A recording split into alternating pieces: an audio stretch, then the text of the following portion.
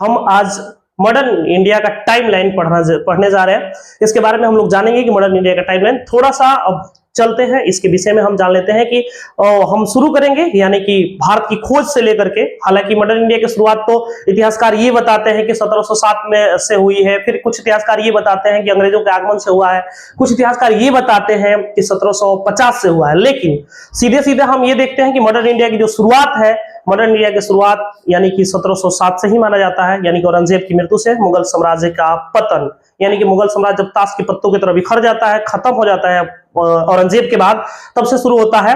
और आगे हम जानेंगे मॉडर्न इंडिया के बारे में। मॉडर्न इंडिया में जैसे हमारा स्टार्ट होगा तो हम भारत की खोज से भी स्टार्ट कर सकते हैं, या 1599 यानी कि अंग्रेजों का मुगल दरबार में आगमन। जब मुगल दरबार में अंग्रेज आते हैं, उस समय मुगल शासक हुआ करता था अकबर, यानी कि थर्ड मुगल इंपेरर हुआ करता, तीसरा मुगल बादशाह अकबर था। अकबर के ही दरबार में रॉल फिंच और जॉन मिंडे नहाल नामक दो व्यक्ति यानी कि दो अंग्रेज आते हैं, कोर्ट करते हैं उसके दरबार में। यहां से लेकर के यानी कि अकबर के दरबार से होते हुए हम लोग बंगाल के प्लासी से होते हुए बिहार के बक्सर जाएंगे, बक्सर की युद्ध लड़ेंगे, और बक्सर के युद्ध से होते हुए पूरी कहानी जानते हुए हम सब पहुंचेंगे और जालियांवाला बाग हत्याकांड के पास, यानी कि 57। इससे पहले हम 1857 की क्रांति देखेंगे, यानी रिवोल्ट देखेंगे, 1857 की, वही बंगाल बैरकपुर छावनी वाली, और पूरे देश में उसकी लहर बनेगी। लेकिन इसमें कुछ कारण होंगे, कुछ कारण होगा जिसके चलते हम लोग असफल रहेंगे, यानी कि सफल नेतृत्व, कुशल नेतृत्व के अभाव में, और सभी जगह एक साथ हम यहाँ असफल रहे। दूसरा चीज वहां से यानी कि हम शुरू करेंगे अकबर के दरबार से, और अकबर के दरबार से होते हुए बंगाल की लड़ाई, फिर बक्सर का युद्ध, फिर प्लासी की लड़ाई, और यहां से होते हुए हम लोग सीधे पहुंचेंगे जालियांवाला बाग हत्याकांड, और जालियांवाला बाग हत्याकांड से होते हुए गांधी जी के पास वो सविनय अवज्ञा और सहयोग आंदोलन, सविनय अवज्ञा आंदोलन, राउंड टेबल कॉन्फ्रेंस, यानी कि वहां से होते हुए हम लोग चार्टर अधिनियम, भारत शासन अधिनियम 1935, और वहां के बाद भारत छोड़ो आंदोलन, फिर उसके बाद से माउंटबेटन प्लान, और उसके बाद से अंततः भारत को आजादी मिलेगी। तो इस तरह से हम चीजें जानेंगे, यानी कि भारत को आजाद कराएंगे, और इसको कई पार्ट में बनाने पड़ेंगे। लेकिन आज छोटा सा एक पॉइंट्स 10 से 15 मिनट का एक हम पॉइंट्स आपको देते हैं, और आज की स्टार्टिंग और टाइम आज आपका 4 बज रहा है। चलते हैं, बात करते हैं हम। डेट आपका हो गया, डेट, टाइम 4 PM। पहले शुरुआत करते हैं 1599 से।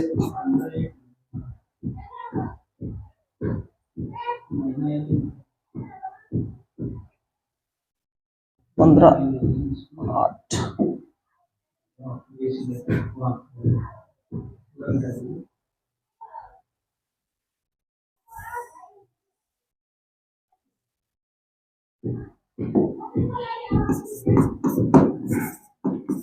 15/8/24। चलिए 1599 मुगल दरबार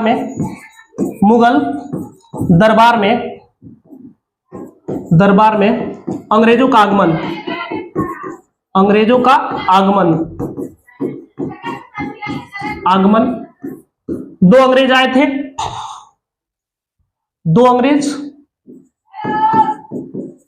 अंग्रेज, एक था जॉन मिंडे नहाल, जॉन मिंडे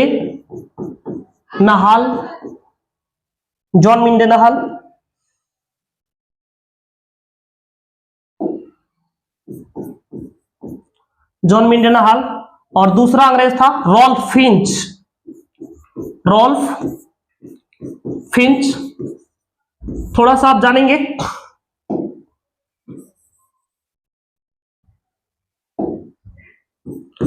रॉल्फ फिंच यहां। इसके बाद सन 1600 31 दिसंबर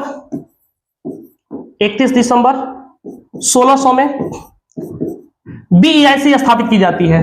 BEIC यानी कि British east India company, DEIC बचेगी आपकी, तो हो जाएगी डच ईस्ट इंडिया कंपनी, यानी कि जो भी भारत में आए हैं पुर्तगालियों से लेकर के और ब्रिटिशर्स तक, डेनिश तक, सभी ने अपनी अपनी कंपनियों को खोला है, और ये कंपनी थी BEIC। और 31 दिसंबर सन 1600 को क्वीन एलिजाबेथ टेलर फर्स्ट के नेतृत्व में स्थापित की जाती है, यानी कंपनी खोली जाती है। बीईआईसी की स्थापना होती है लंदन में, बीईआईसी की स्थापना, ध्यान रखेंगे यहां से बीआईसी की स्थापना, बीआईसी की स्थापना होती है। इसके बाद 1605 भी इंपॉर्टेंट रहा हमारे लिए, क्योंकि एक महान शासक, 1605 भी इंपॉर्टेंट रहा क्योंकि अकबर की मृत्यु हुई थी इस समय, अकबर की मृत्यु, थर्ड इंपेरर, अकबर की मृत्यु हुई थी, यहां अकबर की मृत्यु हुई थी। इसके बाद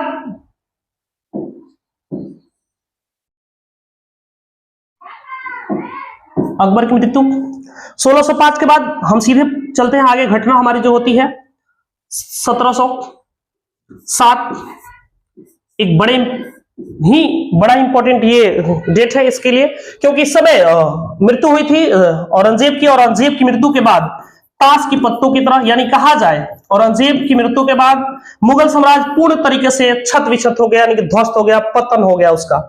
और उसके बाद औरंगजेब की मृत्यु के बाद मृत्यु, थोड़ा सा हम यहां चर्चा कर सकते हैं आगे। तो 1707 में औरंगजेब की मृत्यु होती है। इसके बाद एक और पॉइंट है, एक और घटना हुई है, इंपॉर्टेंट घटना, हम आगे बढ़ेंगे।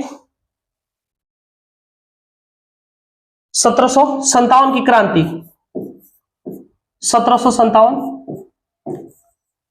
की लड़ाई,